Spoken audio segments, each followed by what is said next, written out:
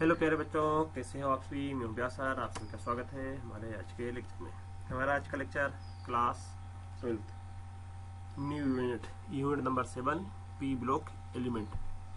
इसके पहले unit number 8 D और एफ कंप्लीट किया। आज इनऑर्गेनिक का 7 unit P block elements.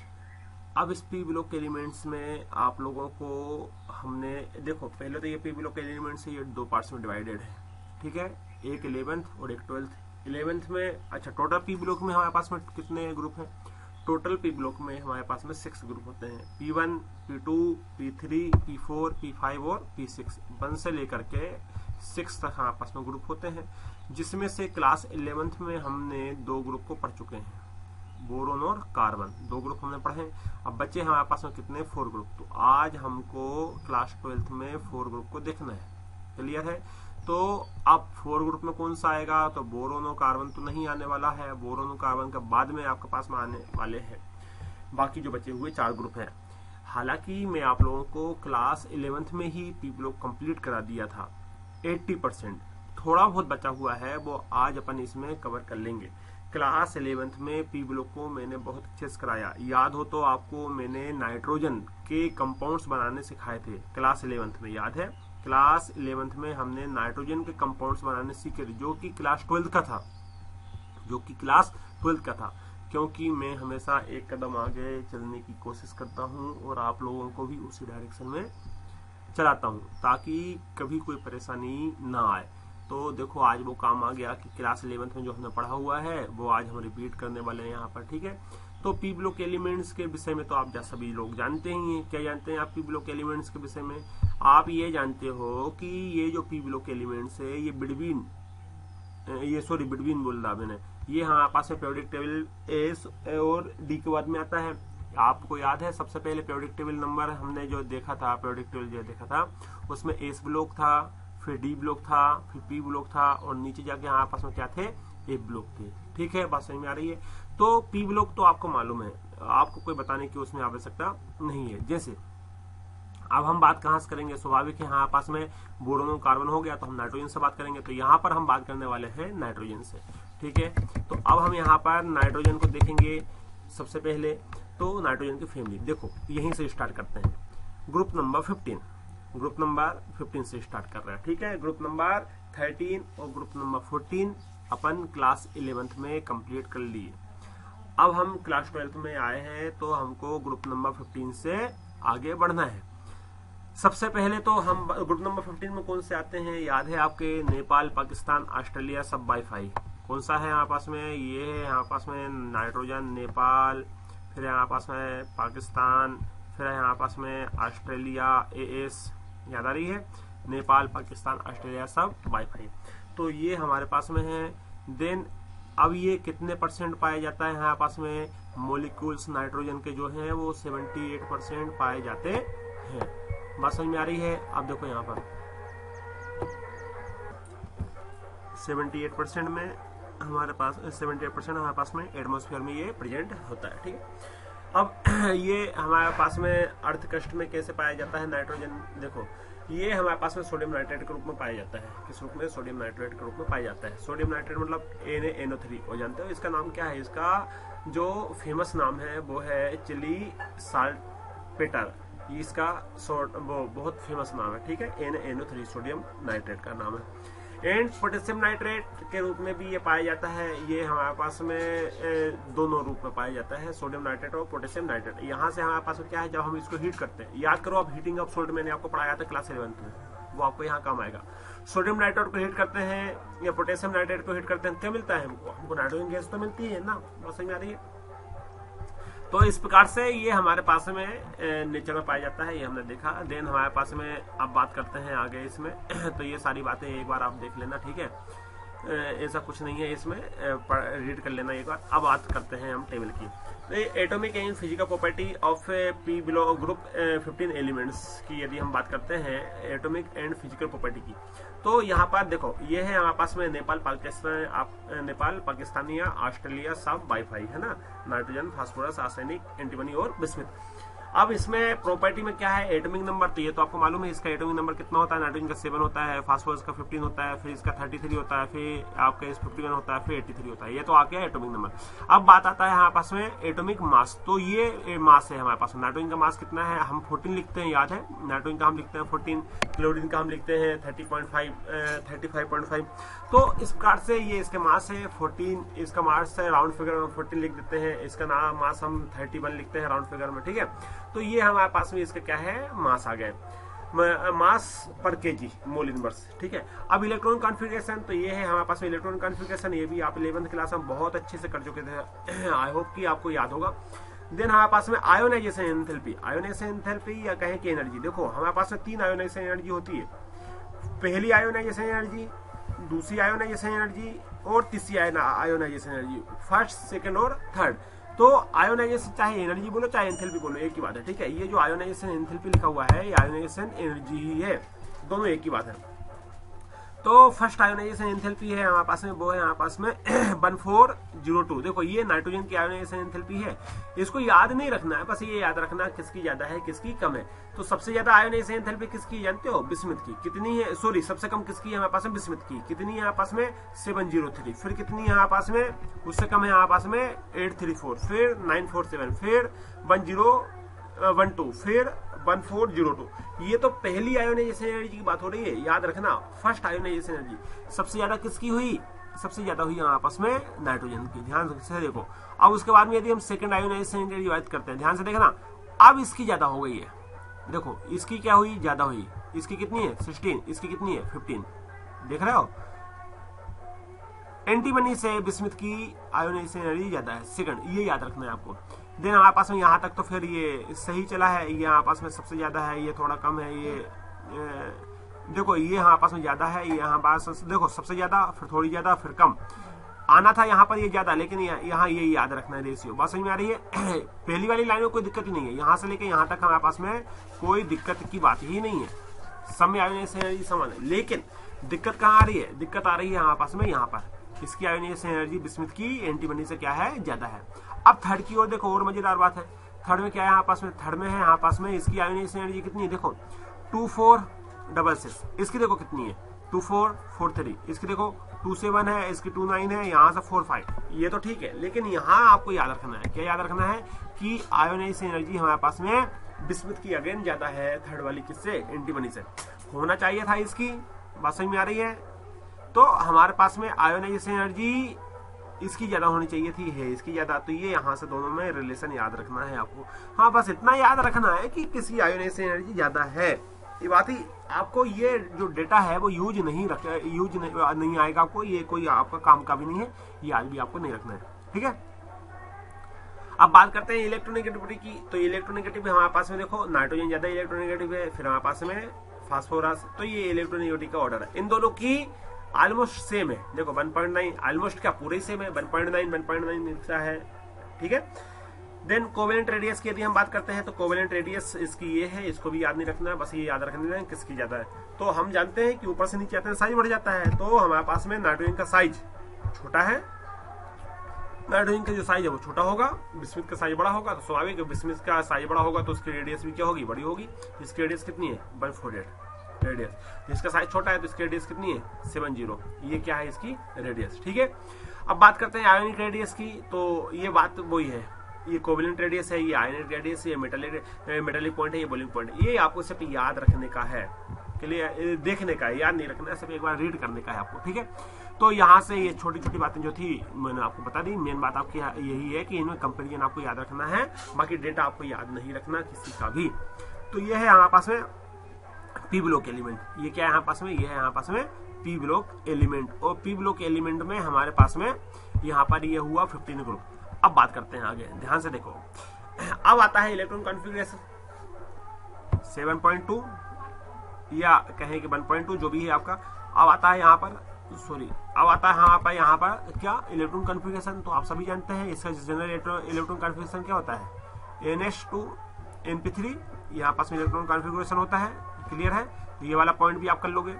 Then आता है एटॉमिक और आयनिक रेडियस, तो हम सभी जानते हैं लेफ्ट टू राइट जाने पर हमारे पास में आयनिक रेडियस क्या होता है, आयोनाइज्ड रेडियस क्या होता है, ऊपर से नीचे आने की बात करते हैं, अप टू डाउन करते हैं, तो अप टू डाउन हमारे पास में साइज इंक्रीज हो जाता है तो रेडियस इंक्रीज हो जाएगी। अभी देखा है अपन ऊपर, क्लियर है, बात समझ में आ रही है। तो ये हमारे पास में आया पॉइंट कंप्लीट, ये भी कंप्लीट हो गया पॉइंट। देन हमारे पास में आता है next point, ionisation enthalpy. Ionisation enthalpy देखो थर्ड की ज्यादा है सेकंड से और सेकंड की ज्यादा है फर्स्ट से, ये यहाँ पास में आयोनाइजेशन एंथैल्पी जिसको अपन ने जस्ट अभी देखा था यहाँ पर। क्लियर है, बात समझ में आ रही है, बहुत बढ़िया। अब बात करते हैं आगे, तीनों पॉइंट्स क्लियर हुए आपको, 3 पॉइंट हमारे पास में यहाँ पर कवर हो गए। इलेक्ट्रोनेगेटिविटी अभी अपन ने देखा था, ये ऊपर मैंने डेटा आपको बता के आया इलेक्ट्रोनेगेटिविटी का, उसको याद रख लेना आप, ठीक है। देन हमारे पास में फिजिकल प्रॉपर्टी, अब बात करते हैं फिजिकल प्रॉपर्टी। फिजिकल प्रॉपर्टी हमारे पास मेल्टिंग पॉइंट और बॉइलिंग पॉइंट आएगा, जो अभी आपको ने टेबल में बनाया। ये जितने भी पॉइंट मैंने क्लिक किए हुए हैं ना, ये सारे इस टेबल में, ये देखो मेल्टिंग पॉइंट हुआ, ये देखो ये क्या हुआ हमारे पास में, ये हुआ मेल्टिंग पॉइंट, ये हुआ हमारे पास में बॉइलिंग पॉइंट, ये हुआ हमारे पास में डेंसिटी, ये हुआ हमारे पास में आयनिक रेडियस, ये इलेक्ट्रोनेगेटिविटी, ये सारी बातें हमारे पास में है। बात समझ में आ रही है, फंडा क्लियर है। अब आगे बढ़ते हैं हम इसमें, अब देखते हैं हम यहाँ पर कि केमिकल प्रॉपर्टी, मेन बात है केमिकल प्रॉपर्टी, ये सबसे आईएमपी है। क्यों आईएमपी है? क्योंकि यहाँ पर केमिकल रिएक्शन आने वाली है। क्या आने वाली है? केमिकल रिएक्शन आने वाली है हमारे पास। अब केमिकल रिएक्शन आएगी तो याद रखना पड़ेगा। अब ध्यान से देखो यहाँ पर कॉमन इसकी जो ऑक्सीडेशन स्टेट है, पहले तो वो याद रखो कितनी है हमारे पास में, इसकी है -3 +3 और +5। याद करवाया था, याद है आपको, नाइट्रोजन का हमने बताया था -3 +3 और +5, ये हमारे पास में कॉमन ऑक्सीडेशन स्टेट है। नीचे आते हैं फास्फोरस के लिए 5 आ जाती है, लेकिन नाइट्रोजन के लिए 3 से ज्यादा नहीं होती है। बात समझ में आ रही है, नाइट्रोजन हमेशा 3 नहीं 4 ही शो करता है, नाइट्रोजन +4 होता है, नाइट्रोजन +4 भी होता है, लेकिन इनकी कॉमन जो ऑक्सीडेशन स्टेट है वो 3 ही रहने वाली है। फास्फोरस के लिए हमारे पास 5 हो जाएगी, इससे ज्यादा तो रहने वाली है नहीं है। बात समझ में आ रही है। अब हमारे पास में आती है यहाँ पर, ये एक बार देख लेना आप, मैंने आपको बता दिया था। अब जब हम 3HNO3 को तोड़ते हैं तो ये क्या बनता है, ये बनता है यहाँ पास में HNO3। देखो 3 मोल यदि आप HNO2 लेंगे तो आपका बनेगा 1 मोल HNO3, 1 मोल H2O और 1 मोल हमारे पास में बनेगा NO। क्या बनेगा? NO। कुछ नहीं है, इसके एग्जांपल से उसने बताया है कि ऑक्सीडेशन स्टेट कितनी है। यहाँ पर नाइट्रोजन की कितनी आई है, यहाँ पर नाइट्रोजन की कितनी आई है, नाइट्रोजन कितनी आई है, सिर्फ उसने ऑक्सीडेशन स्टेट के लिए बताया गया है, आप इसमें निकाल लेना। तो +1 आया है, +1 से +4 तक रहता है ऑक्सीडेशन स्टेट, ये लिखा हुआ है ना। In case the nitrogen all oxidation state from +1 to +4, +1 से +4 के बीच में ही नाइट्रोजन का ऑक्सीडेशन स्टेट रहता है। बात समझ में आ रही है, फंडा क्लियर है। तो इस प्रकार से हमारे पास में यहाँ पर इस प्रकार से क्या जाता है, हमारे पास में यहाँ पर ऑक्सीडेशन स्टेट निकल जाता है। अब आप बोलोगे सर यहाँ पर तो हमारे पास में +5 है, देखो इसका ऑक्सीडेशन स्टेट +5 निकल के आया है, लेकिन ये बॉन्ड 4 ही बनाता है। बॉन्ड कितना बनाता है? 4। इसका स्ट्रक्चर देख लेना, ये जो है ना, ये इसका ऑक्सीडेशन स्टेट जो है 5 निकल के आता है, लेकिन बॉन्ड ये बनाता है 4। किसकी बात हो रही है? HNO3 की। ऑक्सीडेशन स्टेट कितना आएगा इसका? 5। ये एक्सेप्शनल है, क्या है हमारे पास में? एक एक्सेप्शनल है। क्लियर है, बात समझ में आ रही है। अब आगे बढ़ते हैं। अब यहां से आता है एनोमेलस प्रॉपर्टी ऑफ नाइट्रोजन। हाँ, वो तो होने वाला है। क्यों? क्योंकि हमारे पास में नाइट्रोजन डिफरेंट होता है फ्रॉम अदर। क्यों? क्योंकि इसका साइज जो होता है वो अपने ग्रुप में सबसे छोटा होता है। ठीक है, देखो ये लिखा हुई है, इस स्मॉल साइज होता है, इसकी हाई इलेक्ट्रोनेगेटिविटी होती है, हाई आयोनाइजेशन एंथैल्पी होती है, and non availability of D block D orbital. ठीक है, नाइट्रोजन के पास डी ऑर्बिटल नहीं होता है, ये है इसका। नाइट्रोजन डिफरेंट किस किस में है, तो आप लिख सकते हो कि ये अपने मेंबर से डिफरेंट होता है। जो अपने मेंबर से डिफरेंट होता है उसके लिए यूज किया है anomalous property of nitrogen. Nitrogen differ है, साइज छोटा है नाइट्रोजन का अपने ग्रुप में। क्यों? क्योंकि जब ऊपर से नीचे आते हैं साइज इंक्रीज होता है, तो स्वाभाविक है इसका साइज कैसा हो जाएगा? डिक्रीज रहता है। फिर इलेक्ट्रोनेगेटिव भी हम जानते हैं हाई होती है, फिर हाई आयोनाइजेशन एंथैल्पी होती है, साइज छोटा है तो इसके पास डी ब्लॉक नहीं होता है। क्लियर है। अब बात करते हैं यहाँ पर पी पाई बॉन्ड बनाते ही नहीं है, तो ये अवेलेबल इसमें क्या है हमारे पास में पी पाई बॉन्ड पढ़ा है ना आपने, पी पाई बॉन्ड। तो यहाँ पर हमारे पास पी पाई बॉन्ड बनाता है। क्लियर है, बात समझ में आ रही है। अब आगे बात करते हैं, बनाता है पी पाई बॉन्ड बनाता है। ठीक है, अब आगे बात करते हैं। ठीक है, एक बार इसको रीड कर लेना आप। ये सारी बातें अपनी हुई कंप्लीट। अब ये बॉन्ड बनाया इसने, जैसे पीपी से बॉन्ड बनाएगा बिल्कुल बना सकता है। नाइट्रोजन जैसे नाइट्रोजन से बॉन्ड बनाता है उसी प्रकार फास्फोरस से बॉन्ड बना सकता है। आर्सेनिक से एंटीमनी से बॉन्ड बना सकता है। क्लियर है? नाइट्रोजन का बॉन्ड वीकर होता है। Nitrogen bond is weaker then single PP bond because, क्योंकि हाई इंटर क्या है आपका ये इंटर इलेक्ट्रॉनिक रिपल्सन। ओके ठीक है, इनमें इंटर इलेक्ट्रॉनिक रिपल्सन होता है। ओके ठीक है। देखो रिपल्सन यदि आपका ज्यादा होगा तो हमारे पास बॉन्ड कैसा हो जाएगा, बॉन्ड हमारे पास में क्या हो जाएगा, वीक हो जाएगा। ये तो आपको बताया था ना, कहां पर फ्लोरीन में आया था हमारे पास में कि जितना ज्यादा रिपल्सन होगा उतना ही ज्यादा बॉन्ड क्या होगा हमारे पास में, वीक पोजीशन में चला जाएगा। क्लियर है? तो nitrogen can not form, nitrogen देखो नाइट्रोजन पीपी बॉन्ड तो बनाता है, लेकिन nitrogen can not form D pi P pi bond नहीं बना सकता। क्यों नहीं बना सकता? क्योंकि उसके पास डी ऑर्बिटल प्रेजेंट नहीं है। बात समझ में आ रही है? डी ऑर्बिटल प्रेजेंट नहीं है, इसलिए वो हमारे पास में डी पाई पी वाई नहीं बनाएगा। नाइट्रोजन के पास पी है तो पी पाई पी वाई बना सकता है, लेकिन नाइट्रोजन के पास में डी ऑर्बिटल प्रेजेंट ही नहीं है, इसलिए डी पाई पी वाई बॉन्ड नहीं बनाएगा।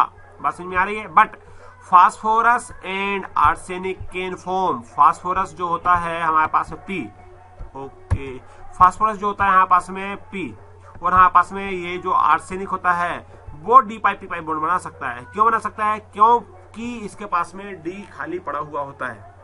आप भर के देखते हैं पी ब्लॉक को, जब आप भरोगे तो आपके पास में आएगा 3s2 3p3 और 3d0, 3d खाली पड़ा होता है, इसलिए ये डी पाई पी पाई बॉन्ड बना सकता है। कौन? फास्फोरस। नाइट्रोजन के नीचे जितने भी वो सारे पी ब्लॉक सारे पी बॉन्ड बना सकते हैं, लेकिन नाइट्रोजन पी बॉन्ड नहीं बनाएगा। बात समझ में आ रही है? क्लियर है? अब बात करते हैं यहाँ पर रिएक्टिविटी टूवर्ड हाइड्रोजन। हाइड्रोजन के लिए इसकी रिएक्टिविटी क्या होगी? अब यहां से देखो जरा आप, यहां पर all the element of group 15 form hydride. अब ये सारे के सारे जो फॉर्म होते हैं वो हाइड्राइड का फॉर्मेशन करते हैं हाइड्रोजन के साथ मिला करके। फिर देखो क्या दिया इसने, रिएक्टिविटी टूवर्ड हाइड्रोजन। हाइड्रोजन के लिए हमको इसकी रिएक्टिविटी देखना है। पहला पॉइंट, सारे के सारे जो एलिमेंट्स होते हैं ग्रुप 15 के, all the elements of group 15 form hydride, वो हाइड्राइड का फॉर्मेशन करते हैं। ऑफ द टाइप ऑफ, कौन सा टाइप का? EH3, मतलब हम NH3 पढ़ते हैं ना, हम NH3 पढ़ते हैं, PH3 पढ़ते हैं, इस प्रकार से हमारे पास में ये हाइड्राइड का फॉर्मेशन किया करते हैं। क्लियर है? जैसे ये देखो ये दिया हुआ है यहाँ पास में ये हाइड्राइड।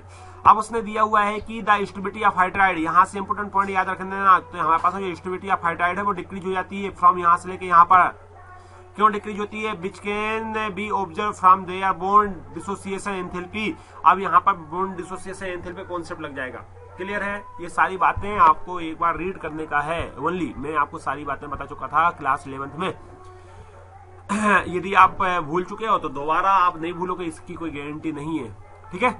तो यहाँ पर हमारे पास में बॉन्ड डिसोसिएशन एंथैल्पी क्या होता है आपको याद रख लेना। आप इसको याद रखना है किसकी ज्यादा होती है किसकी कम होती है। Ammonia is only mild reducing agent, ये तो आपको बताया था मैं। हमारे पास में अमोनिया जो होता है माइल्ड रिड्यूसिंग एजेंट होता है। माइल्ड मतलब क्या होता है जानते हो? छोटा सा, बहुत अच्छा नहीं, पावरफुल नहीं, थोड़ा वीक। ना वीक हो ना स्ट्रॉन्ग है, उसको बोलते हैं माइल्ड रिड्यूसिंग एजेंट। जो ना बहुत अच्छा हो, जो ना बहुत बेकार हो, खराब हो, तो उसको हम बोलते हैं माइल्ड रिड्यूसिंग एजेंट। जबकि BH3 is the strong reducing agent. देखो BiH3 हमारे पास बहुत अच्छा रिड्यूसिंग स्ट्रॉन्ग होता है। ये देखो रिड्यूसिंग एजेंट होता है। ऑलमोस्ट, ये क्या है? ऑलमोस्ट नहीं है, इतना याद रखो। ठीक है? All the hydride basicity also decrease. Okay, इनका बेसिसिटी का ऑर्डर याद रख लेना। सबसे ज्यादा बेसिक कौन होता है? NH3 हम पढ़ते हैं। NH3 यहाँ पास में बेसिक होता है, तो डिक्रीज हो जाता है जब ऊपर से नीचे आता है बेसिस से। किसका?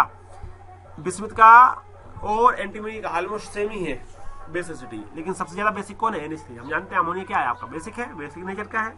Due to high electronegativity and small size of nitrogen. Reason क्या है इसका? रीजन है आपस में कि इसमें हाई इलेक्ट्रोनेगेटिविटी होती है और स्मॉल साइज होता है किसका? नाइट्रोजन का। बात समझ में आ रही है? NH3 exhibit hydrogen bond and in solid as well as liquid state. Okay, हमारे पास में जो NH3 होता है वो एग्जिबिट करता है हाइड्रोजन बॉन्डिंग, सॉलिड में और लिक्विड दोनों में। क्यों करता है? Because of the higher melting point, boiling point of PH3। Clear है? बात समझ में आ गई है? ये सारी बातों को एक बार आपको रीड करना है, ध्यान में रखना है। बहुत मजेदार है, बहुत इंटरेस्टिंग है, रटने वाला सब्जेक्ट तो है, लेकिन समझ के रटो, उससे अच्छा कुछ नहीं हो सकता। क्लियर है। अब बात करते हैं मेल्टिंग पॉइंट की। देखो अमोनिया का मेल्टिंग पॉइंट कितना है 195, PH3 का 139, ASH3 का 156। देखो इसका ज्यादा है, इसका ज्यादा है, इसका ज्यादा है, सबसे ज्यादा किसका है, इसका है, फिर इसका, इसका और इसका सबसे कम है इसमें। बॉइलिंग पॉइंट की देखो बात करो, बॉइलिंग पॉइंट किसका ज्यादा है 283 है, लेकिन इससे ज्यादा इसका बॉइलिंग पॉइंट है, वो इससे ज्यादा इसका सबसे ज्यादा किसका है BiH3 का। ये आपको एक बना लेना बॉइलिंग पॉइंट का ऑर्डर क्या होगा, मेल्टिंग पॉइंट का ऑर्डर क्या होता है। ठीक है। डिस्टेंस क्या होगा, इनका डिस्टेंस क्या है, डिस्टेंस मतलब समझ रहे हो न्यूक्लियर का डिस्टेंस। ये रेडियस की बात कर रहा है, ये रेडियस की बात नहीं कर रहा है, ये बात कर रहा है जब हाइड्रोजन और जैसे NH3 ने बॉन्ड बनाया तो उनका डिस्टेंस कितना होगा। जब NH3 बॉन्ड बनाएगा तो हमारे पास में डिस्टेंस इतना होगा 101। PH3 ने बॉन्ड बनाया तो हाइड्रोजन और फास्फोरस के बीच का, हाइड्रोजन और फास्फोरस ये P के बीच का डिस्टेंस की बात हो रही है, P के बीच का डिस्टेंस, ये जब ये बॉन्ड बनाएगा यस करके तो ये जो डिस्टेंस की बात हो रही है फास्फोरस में, ये बात समझ आ रही है, ये है हमारे पास में हाइड्रोजन है, ये जो बीच का जो डिस्टेंस है ना फास्फोरस, ये है हमारे पास में 185। बात समझ आ रही है, ये हमारे पास में क्या है 185 है।